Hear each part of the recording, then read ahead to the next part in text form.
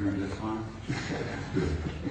Before I begin, I would like to say a couple of words of deep appreciation for the sponsors and the people who have put this program together.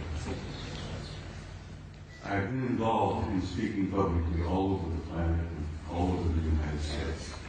I've been at conferences here, I've been at conferences there, and I know how terribly difficult it can be to put a program like this together. And I have to say, I have tremendous respect and admiration for the people who've done this. Most of all, I respect their courage for dealing with a subject like this, where most of the elite leadership and the power groups of the world want this subject to go away.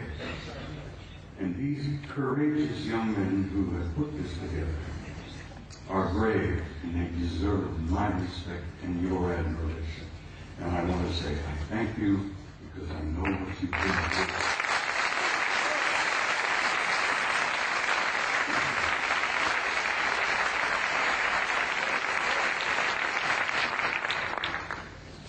Now, I must explain something else to you. I never read from a script. I don't have a prepared script to follow. I get up on a stage and I talk to people like yourselves and I kind of wing it. I have so much material and I have such a problem of keeping it under the allotted time that I've been given. I have come today prepared to speak to you for 3 hours. I'm only allowed 1 hour to get in there. So something's going to have to give. But bear with me, I'll do the damnedest job I can. And it's important that you see the photographs of the NASA pictures that I have brought with me. Now, my journey began 45 years ago.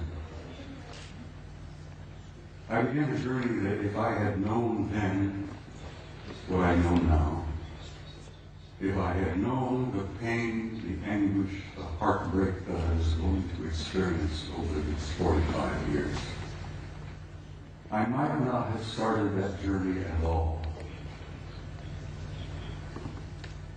But here I am in Barcelona in 2009 with some of the most delightful people I have ever met. And looking back, I find that the journey was worth the effort. It was worth the pain, it was worth the heartbreak. And I'm delighted to be here. And I'm delighted to see all of you out there. And this is such an encouragement to me that people are beginning to demand the truth. They know they've been lied to from the very beginning. And they want to know. And I'm going to here this afternoon hopefully contribute one small measure to helping you understand and helping you know.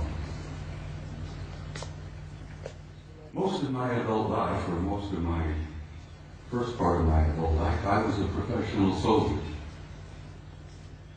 I was in the Army. I joined the Army in 1950 to avoid the draft. Ended up going to Officers Candidate School, and so help me God, while I was going to OCS at Fort Riley, Kansas, the North Koreans invaded South Korea, and the next thing I know, I'm on the front lines of Korea being shot at by a bunch of pissed-off Chinese and North Koreans who tried to kill me. And I had nothing against them. I didn't want to kill them. Here I am, 1951, leading combat troops in Korea in one of the bloodiest wars we have ever had. And the rest, I guess you could say, is history. I led combat troops in Korea in 1951. I spent 27 years on active duty, and I also was involved in the war in Southeast Asia in 1970. Where I was part of an organization that gathered intelligence in the jungles of Southeast Asia, South Vietnam, Laos, Cambodia. And let me tell you, some of those years were rather harrowing. The most harrowing experience I was to have was when I was assigned to Paris, France in 1963 to what we considered in those days a plush assignment, a plum assignment. I was able to go to Paris, France, take my family with me, and my children went to high school in Paris. And as I said, it was a plum assignment. I had no idea what I was to find when I got there. When I arrived in the summer of 1963, I arrived with a top secret clearance. When I arrived at Supreme Headquarters Allied Powers in Europe, which was located at that time at a small town known as Roquencourt, right outside of Paris, my security clearance was upgraded to Cosmic Top Secret, which was then and still is today the highest level of security classification that NATO has. I had to have a Cosmic Top Secret clearance to work in SHOC, Supreme Headquarters Operations Center, the War Room. I was a senior master sergeant at the time, and when I was assigned in SHOC, I was given the job of maintaining the duty roster. We worked on a 24-hour basis, day after day after day. And I was given the job of running the duty rosters, and I worked in SHOC. And back in those days, let me tell you, the war rooms were somewhat primitive. You've seen pictures today, I'm sure, of the control centers of most major installations like SAC in Colorado Springs. Everything is electronic. Everything is demonstrated on the wall, extensions just like this beautiful stuff here. Back in those days, we had teletype, we had field telephones, and if we wanted something on the display, we had to go up and take a pin and put it on the wall and show the controllers where this division was, where that Soviet regiment was, and so on and so on. Very primitive. When I arrived in the summer of 1963, I heard rumors about a study that was underway. Now, it interested me because the study was about UFOs. And I was intrigued by that possibility. I was curious about UFOs. I had no idea then what they were, what they represented.